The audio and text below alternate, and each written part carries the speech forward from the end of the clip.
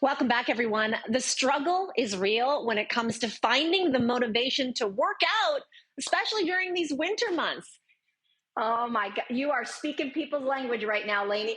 So you know what? Why don't we change all that with our next guest? We're going to power up. We're going to get moving with health and fitness expert. We welcome her back to the social, Beverley Cheng. Happy New Year. Happy New Year. Thank you so much for having me on again. Beverley, it's so great to see you. You know, the idea of transformation and drastic change, it can be really intimidating to some people who don't know where to start. So what can people do daily to feel more excited about getting fitter? So I always like to start with how can we find more joy and happiness in our lives? And the first thing that I will say is try to get off social media. There is so much noise, so much happening on the internet, on Instagram, on TikTok. Instead of focusing on what other people are doing, focus on what makes you feel good. So maybe that means waking up early. Maybe that means going for a walk, but stop looking at what other influencers or other people you follow are doing to make themselves feel good and look inwards instead. The second thing I would say is work on making your schedule more adaptable. So life is changing constantly and we can't always stick to the same schedule every single day. So rather than being hard on yourself and feeling like a failure because maybe you missed a morning workout, look at how you can adapt your schedule. Maybe you can get it on or workout in later on in the day or maybe on in the week. And always just trying to be on your toes rather than just feeling like an all or nothing attitude. And then the final thing I would say is find a reason to work out that is outside of just losing weight. Otherwise, exercise and training can feel very punitive. So maybe instead you're looking at building strength, being able to do 10 push-ups on your toes, which is amazing, or being able to run around with your children pain-free and keeping up that energy. When you have these other motivators to get exercising, to get moving, that's going to keep you doing it long-term instead of just trying to like lose fat or lose weight. Okay, so we're going to dive into this because for a lot of us who are now stuck at home, maybe sitting at a desk, we're not moving as much. So maybe we begin with mobility exercises. And the first one we're going to start with is something that you call the runner's lunge. Take us through it.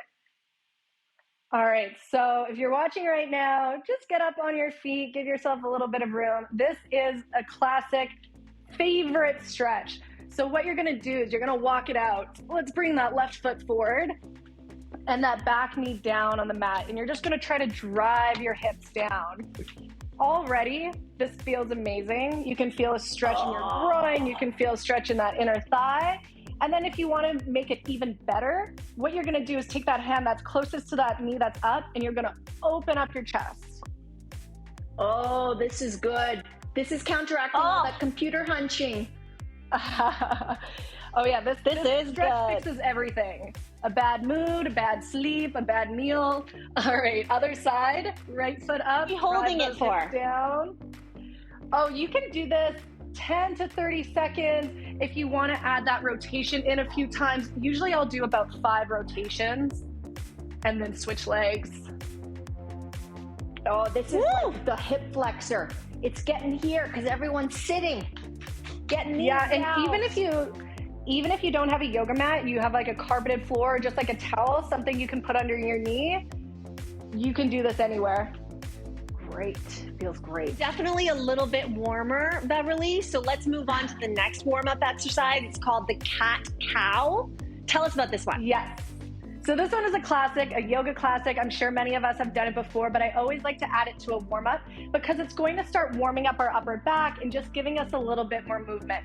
So you're going to protract your shoulders, round your spine towards the ceiling, and then retract. And use your breath. So breathe in, round up, and breathe out. Do we drop into our shoulder blades for this one or not? What I like to think of is retracting my shoulder blades, and then I also like to push the floor away with my hands. So rounding up, chin to the chest, feel your spine really rounding, and then as you retract, I like to push the heels of my hand into the mat and really push the floor away. And you can just feel that breathing in. Are you breathing in on cat or cow? Okay, so I'll breathe in as I arch my back like this, as I go into a cat, and then I breathe out as I cow. Okay. I love that. Okay, so the next one we're going to do is squat and rotation. I think a lot of people are incorporating a lot of this more, that instead of like this linear front back, a lot of people are needing that flexibility and mobility that we were talking about before. So I'm really curious to see how this one works. Yeah, so the way I like to get set up into that is I have my feet a little bit wider than hip width. Take both hands, place them on top of your feet, and you're gonna drop your butt. So you kind of look like a little frog almost. What's important here is you're using your elbows to drive your knees out and your feet are flat on the mat, okay? You can rock back and forth, getting a nice little deep groin stretch. But then my favorite part is say you take your left arm and then you're gonna reach to the side and you'll feel such a nice deep stretch in that low back. Come back to center, other direction. Oh, that's really good. It's exactly... my hips and my pelvis Am I supposed to be comfortable? No, the squat position should be comfortable. You should be able to kind of get that butt down. I see a lot of this, and that could be a flexibility issue. That could be an issue with your ankle mobility, your calf flexibility. So that's something you can work on as well. But this should be a pretty comfortable little position to be in. And then as you lean, it's just kind of shifting your weight. You know what? This is maybe too comfortable, so we need to move on to the real exercises. We're warmed up. Fall asleep. Let's move on to the best exercises for feeling empowered and energized. First one, shadow boxing. Let's do it. So shadow boxing is a great exercise for anybody to do. One, because you don't need any equipment. Two, it's a great way to get your heart rate up. And three, you can make it as hard or as easy as you want. So you want to just have your feet in like a staggered stance. Shoulders are relaxed, hands are up, and you're just going to you can have a mirror in front of you and just pretend you are your own opponent.